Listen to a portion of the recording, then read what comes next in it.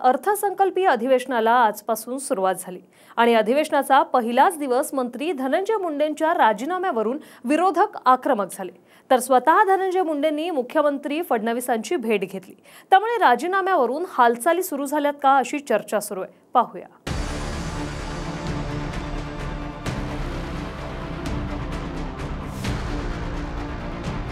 महाराष्ट्र में दो ही गुंडे, कोकाटे मुंडे, कोकाटे मुंडे। महाराष्ट्र में दो ही गुंडे, Kokate Munde, Kokate Munde.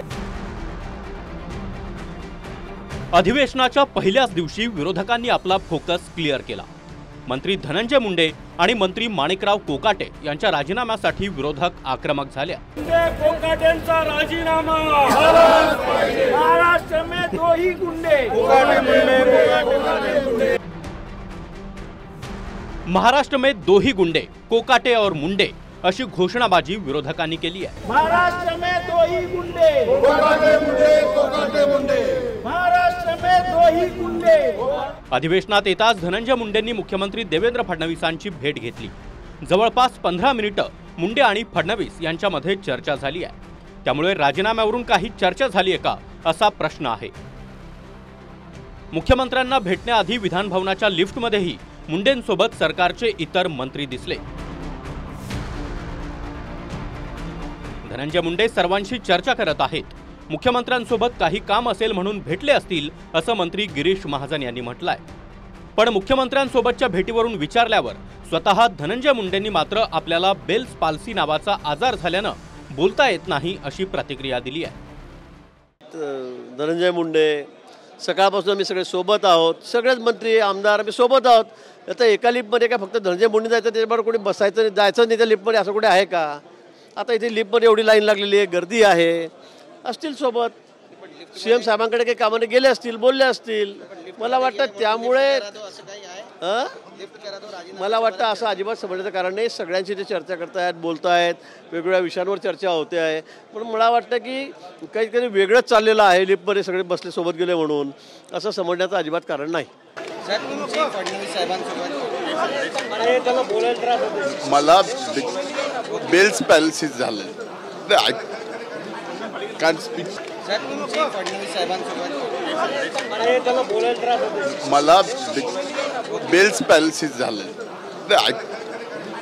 Can't speak. Mic समोर मुंडेंनी आपल्याला बोलता येत नसल्याचं सांगितलंय। मात्र विधान भवनातून निघताना ते पत्रकारांशी बोलताना दिसले।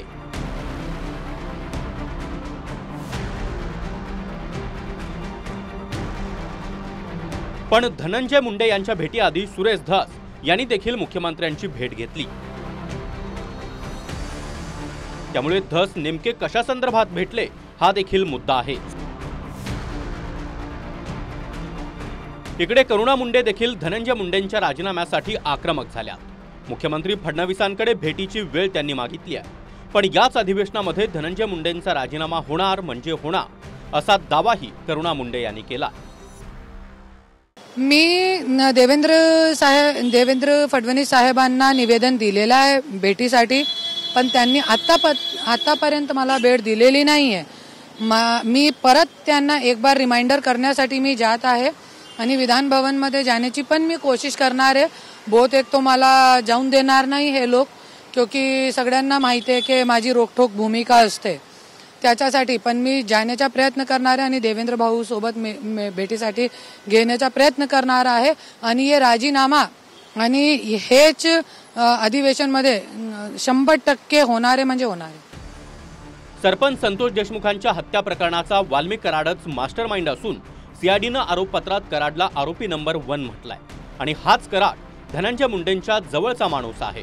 त्यामुळे नैतिकतेनं मुंडेंनीच मंत्रिपदावरून दूर व्हावं किंवा मुख्यमंत्र्यांनी कारवाई करावी अशी विरोधकांची मागणी आहे। हत्या करण्याचा आरोप आता सिद्ध झालाय, वाल्मिक कराडच आरोपी आहे, तोच सूत्रधार आहे। आम्ही पहिल्या दिवशी बोंबलून सांगत होतो, सरकार ऐकायला तयार नव्हती। आता सीआयडीने सगळं समोर आणलंय। तो माझा खास माणूस आहे असं कोण म्हणालं होतं? मग नैतिकता आहे की नाही? तुमचा खास माणूस जर एवढा क्रूर, निर्दयी, पाषाण हृदयी असेल तर मग करायचं काय? नैतिकता कुठेतरी त्यांनी दाखवायला पाहिजे होती। जवळचा व्यक्ती जो किंग मेकर आहे, त्या मर्डरमध्ये सुद्धा किंग मेकर आहे, भ्रष्टाचारामध्ये सुद्धा किंग मेकर आहे, बऱ्याच काही गोष्टींमध्ये आहे आणि त्याच्यावर तिथं राजीनामा ह्या दोन नेत्याचा घेतला जात नसेल म्हणजे सरकारला कुठेतरी अहंकार आलाय. आम्ही सर्वजण वाट बघत आहोत 2 राजीनामे घेतले जातील का. स्वतः धनंजय मुंडे साहेबांनी हे म्हणले होते की ते माझे निकटवर्ती आहे, म्हणजे तुमचे निकटवर्ती असल्यामुळं त्यांना हे सर्व करायला तुम्ही संधी देतात का. आता परवा जे चार्जशीट आपल्या पुढे आले त्यानंतर तर राजीनामा सोडाच बडतर्फ करायला हवं होतं धनंजय मुंडे यांना. इतका वाईट त्यांचा सगळा जो चार्जशीट आहे त्याच्यात वाल्मिक कराडबद्दल इतकी वाईट माहिती आली आहे की त्यांनी 10 वर्ष सिंडिकेट चालवलं. नैतिकतेच्या मुद्द्यावर बोट ठेवत विरोधक धनंजय मुंडेंच्या राजीनाम्यासाठी आग्रही आहेत, पण नैतिकतेचं अधपतन झाल्याचं लक्षात आल्यास राजीनामा घेणं हे मुख्यमंत्री फडणवीसांनी अधिवेशनाच्या पूर्वसंध्येला स्पष्ट केलंय.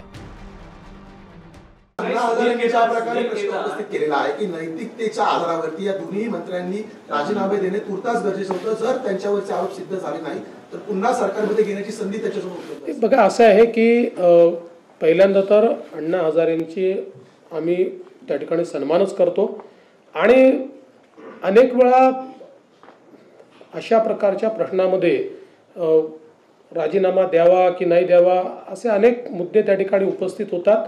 त्या संदर्भात भरपूर चर्चा आमच्याकडे झालेली आहे आणि त्या चर्चेअंतीच आता जे काही मी आपल्यासमोर वस्तुस्थिती मांडली ती वस्तुस्थिती मांडली आहे. कुठेही नैतिकतेचं अधपतन झालेलं आहे असं जर लक्षात आलं तर मात्र आम्ही कोणालाही वाचवणार नाही. आम्ही थेट त्यांचे राजीनामे मागू. आम्ही ज्या अर्थी मागणी केली की नैतिकतेच्या कारणावरून त्यांनी राजीनामा द्यावा तेव्हाच आम्ही सांगितलेलं आहे की नैतिकतेचं अधिपतन झालंय. तुमच्या जवळचा माणूस असे धंदे करतोय, खुनासारखे खंडणीसारखे प्रकार, तेव्हा अधपतन काय व्हायचं राहिलंय, झालेलं आहे. या आधीच्या नागपूरच्या अधिवेशनात देखील धनंजय मुंडेंच्या राजीनाम्याचा मुद्दा तापला होता. आता पुन्हा एकदा अर्थसंकल्पीय अधिवेशनात देखील विरोधकांनी मुंडेंच्या राजीनाम्यावर ठाम असल्याचं दाखवून दिलंय. विरोधकांनी सरकारवर दबाव टाकलाय, त्यामुळे राजीनाम्याच्या निर्णयापर्यंत सरकार पोहोचतं का हे 1-2 दिवसातच स्पष्ट होईल. विनायक डावरुंग आणि अक्षय मंकणीसह गिरीश गायकवाड, TV9 मराठी, मुंबई.